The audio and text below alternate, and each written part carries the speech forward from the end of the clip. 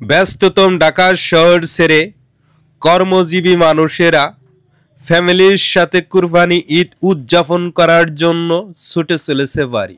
আমি বর্তমানে অবস্থান করতেছি বঙ্গবন্ধু সেতুর পূর্ব পার গোল চত্বরে। আমি রুহুল আমিন ডলার।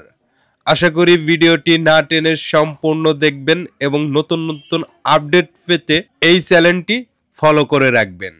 এবং ড্রোন শট নিয়ে আপনাদের এই আপডেট জানানোর চেষ্টা করতেছি। আপনারা দেখতে পারতেছেন এই সাইডে আকাব্বর ভাই, তিনি ড্রোন আকাশে উড়িয়ে দিয়েছে। আকাশে কিন্তু মেঘ থাকার পরও আমরা আকাশের ড্রোন পাঠিয়েছি। আমরা সেই ফুটেজ আপনাদেরকে কিছুক্ষণের ভিতরে দেখাবো। ড্রোনটি আমাদের ফ্লাইং হয়ে গেছে। এই হচ্ছে রাস্তার আপডেট। দেখেন বঙ্গবন্ধু সেতুর পূর্ব পারে যে নতুন 4 লাইনের রাস্তাটি হয়েছে, এই রাস্তাটি কিন্তু পুরাপুরিভাবে যানজট লেগে রয়েছে, আপনারা দেখতে পারতেছেন। এবং পুরাতন ঢাকাগামী যে রাস্তাটি, এই রাস্তাটি কিন্তু পুরাপুরিভাবে ফাঁকা রয়েছে। এই যে আমি ড্রোনটি পাঠিয়ে দিলাম, এই ড্রোন দিয়ে যমুনা সেতুর যে টোল, সেই টোলের চিত্রটাই তুলে ধরবো আজকে আপনাদের মাঝে। দেখেন যমুনা সেতু বাস স্ট্যান্ড থেকে ড্রোনটি উড়িয়ে দেওয়া হয়েছে। এই ড্রোন পাঠানো হবে যমুনা সেতুর টোলে।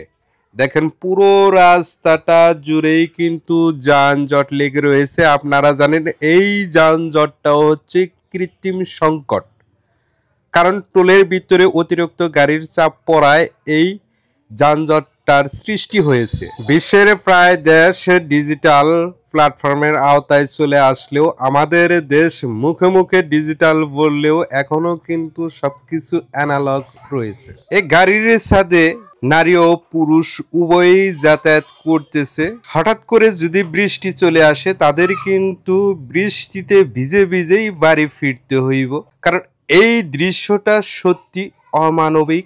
এ হচ্ছে যমুনা সেতুর গোল চত্বর। দেখেন গোল চত্বর দেখতে কতটা সুন্দর এবং আকর্ষণীয় লাগতেছে।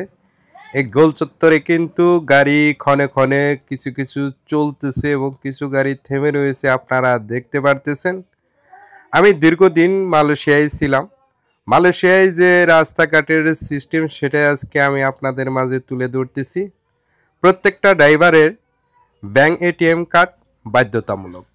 রাস্তায় যেখানে টোল পড়ুক, কোনো টোলের ভিতরে কিন্তু কোনো প্রকার মানুষ নেই, সেখানে একটি কার্ড পাঞ্চ করার মেশিন রাখা হয়েছে। যার যার কার্ড তাকে পাঞ্চ করতে হয়।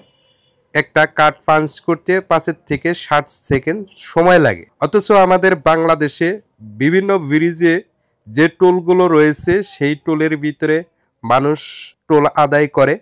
সেখানে একটি গাড়ি পাঞ্চ করতে গেলে 1 থেকে 1.5 মিনিট সময় লাগে। এই যে 1 থেকে 1.5 মিনিটের সময়ে যে একটা কৃত্রিম যানজটের সৃষ্টি হয়, এটাই কিন্তু মানুষের দুর্ভোগের মূল কারণ। আশা রাখি উন্নত বিশ্বের মতো আমাদের দেশটাও ডিজিটালের প্ল্যাটফর্মের আওতায় চলে আসবে খুব দ্রুত, যাতে করে কিছু কিছু জায়গায় কৃত্রিম সংকটের যে সৃষ্টিগুলো হয়, সেগুলো খুব দ্রুতই সমাধান হয়ে যাবে। বঙ্গবন্ধু সেতুর কাছাকাছি চলে এসেছি। ওই যে দেখা যাচ্ছে টোল, এই টোলের কারণেই কিন্তু যানজটগুলা লেগে রয়েছে, আপনারা দেখতে পারতেছেন। দেখেন এখানে শত শত হাজার হাজারে গাড়ি এই টোলের সামনে অবস্থান করতেছে, কারণ এখানে একটি কৃত্রিম সংকট তৈরি হয়েছে। বঙ্গবন্ধু সেতু টোলটি ডিজিটালের আওতায় আনা উচিত না হয়।